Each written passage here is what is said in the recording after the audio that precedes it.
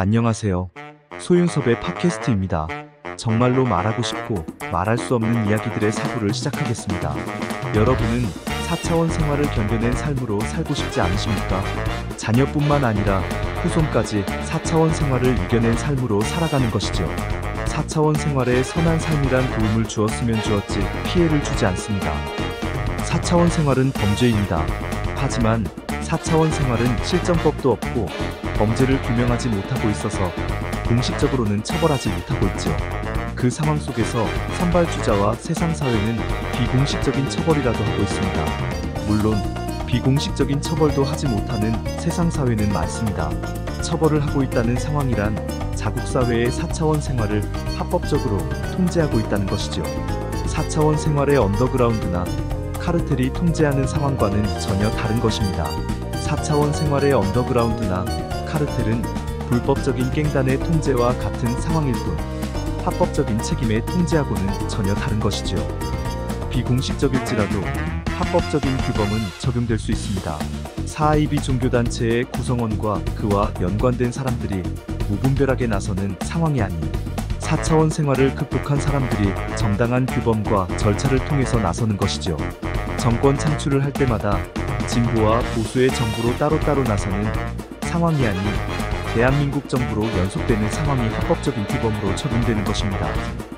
진보 정부조차도 서로 연속되지 못하고 보수 정부조차도 서로 연속되지 못하고 따로따로 하는 상황에서는 4차원 생활의 언더그라운드와 카르텔의 배를 살찌우게 한 원인이었고 한국 사회의 진보와 보수를 고도 갈등으로 치닫게 한 원인입니다. 4차원 생활은 두 가지의 법칙 중에서 첫 번째인 4차원 생활을 어떤 상황 속에서 들어서게 되었느냐의 환경보다도 두 번째인 4차원 생활을 선한 삶으로 평생토록 살아가느냐가 더욱 중요합니다. 상담사님, 4차원 생활이 사회적으로 일탈하여 잘못되어 있는 상황은 사실이지만 한국 사회의 4차원 생활을 최하위의 4차원 생활로 말하거나 형편없다고 평가하는 것은 대한민국의 위상으로는 너무하는 것은 아닐까요? 그렇지 않습니다. 인간 사회의 어려운 난제는 투명한 것으로 바로잡는 것이죠. 물론 모든 환경이 그렇다는 것은 아닙니다. 국가적이고 국민적인 문제가 아닌 개인적인 문제로 한정된다면 불법을 덮어주는 것도 어쩔 수 없다고 하거나 법을 이용하더라도 모른 척할 수 있습니다.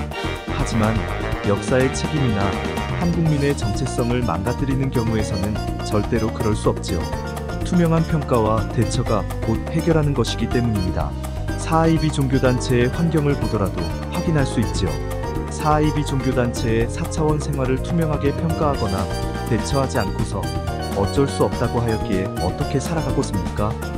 한국 사회의 4차원 생활은 90%가 무속신앙과 사하이비 종교단체의 4차원 생활이었습니다. 게다가 나머지 9% 중에서 태반은 사하이비 종교단체의 구성원이거나 연관되어 있었지요. 4차원 생활을 견뎌냈고 견뎌가는 1% 또는 3%와 4%가 자국사회의 4차원 생활을 바로잡지 못하거나 힘을 갖지 못한다면 사하이비 종교단체의 구성원과 그리고 연관된 9%의 태반에 흡수되거나 종속되어 버리게 됩니다. 4차원 생활의 언더그라운드와 카르텔에 속박되는 것이죠. 그렇다면 4차원 생활에 관하여 전혀 모르고 살았던 한국민의 다수는 일순간에 모두 무너지게 됩니다. 어떠한 선택 여하도 없이 한순간에 모두 4차원 생활의 굴레 속에 갇히게 되는 것이죠. 대한민국은 20세기부터 95%와 96%의 4차원 생활의 사람들이 한국 사회의 모든 직종 속으로 들어가 자리 잡고 있었다는 것을 유념해야 합니다. 4차원 생활의 사회적인 일탈로 주저앉은 한국 사회는 1% 또는 3%와 4%의 견해보다는 90% 또는 95%와 96%의 견해를 사용하고 있었던 것이지요. 4차원 생활이 사회적으로 일탈이 시작되었을 때와 지속적으로 경과되었을 때 4차원 생활의 진보와 보수의 카르텔과 사하이비 종교단체는 4차원 생활을 거부하고 싫어하는 사람들에게 어떻게 하도록 하였습니까? 20세기의 한국 사회에서 1% 또는 3%와 4%는 사회적으로 견뎌낸 것이 아닌 개인적으로 견뎌냈기에 오늘날의 4차원 생활과 얽혀진 사회적인 큰 문제를 미처 알지는 못했을 겁니다. 그래서 진보와 보수의 역사와 정치로 나섰던 상황이 한국 사회의 패인이 된 것이죠. 소윤섭의 팟캐스트는 21세기로 들어서면서 4차원 생활의 피해를 겪었고 개인적이고 사회적으로 견뎌내고 있었기에 사회적인 큰 문제를 말할 수 있었다고 한다면 어떻겠습니까? 어쨌든 1% 또는 3%와 4%의 사람들이 대한민국의 사회 질서를 조성하도록 나서야만 하였는데도 역사와 정치의 대립으로 나섰기 때문에 고도 갈등이 분열과 함께 90% 또는 95%와 96%에 얽혀지게 된 것입니다. 4차원 생활이 아니었던 한국민의 다수가 어떠한 대처도 없이 일순간에 휩쓸려 버렸지요. 4차원 생활의 욕심과 탐욕의 환경 속에서 한국민의 다수인 비사차원 생활을 모두 주저앉게 하였습니다. 4차원 생활을 공개해야만 한국민의 다수인 비사차원 생활을 원래의 자리로 우선 돌려놓을 수 있지요. 암묵적인 환경 속에서 거론하게 된다면 원래의 자리로 돌려놓기는커녕 4차원 생활에 완전히 굳어지게 됩니다. 한국민의 다수는 비사차원 생활의 환경이지 4차원 생활은 아닌 것입니다. 한국 사회는 4차원 생활이 자발적으로 바꿔져야만 하는 것이지 비사차원 생활이 종속적으로 바꿔져서는 안 되는 것이죠. 4차원 생활은 사회 질서를 새롭게 갖추어야 하는 것일 뿐 한국민의 다수인 비사차원 생활의 삶을 4차원 생활의 삶으로 살아가게 하여서는 안 되는 것입니다. 상담사님, 9%의 중에서는 비록 사이비 종교단체의 구성원과 이들과 연관되었더라도 국정 운영과 사회 운영에 참여하는 사람들도 있기 때문에 사이비 종교단체의 4차원 생활이 아닌 대한민국의 4차원 생활로 바로잡아 놓겠다고 할 수 있지 않겠습니까? 현재의 환경보다는 4차원 생활을 좋게 바꿔놓을 수 있다고 하지요. 친일과 군사정부의 결점을 가지고 있었지만 한국민의 배고픔을 해결하고 한강의 기적을 이룬 사례를 제시하기도 합니다. 어떻게 생각하십니까? 상황은 전혀 다른 것입니다. 군사정부가 이루었던 한강의 기적은 이끌었던 사람들로만 성공한 것이 아닙니다. 보수이든 진보이든 한국민의 일반 국민은 독립운동을 우선시하였고 그에 의한 사회정의와 노력이 전제되었기에 성공을 한 것이죠. 군사정부의 사회지도층은 결점을 가지고 있었지만 그들의 처음은 대한민국을 발전시키기 위한 청렴을 지니고 있었습니다. 처음부터 헤쳐먹은 것으로 도모한 것이 아닙니다. 현재의 한국 사회는 숟가락만 얹혀놓아도 4차원 생활은 나아질 수밖에 없습니다. 가장 형편없고 최하위의 4차원 생활을 확산시켜 놓았기 때문이죠.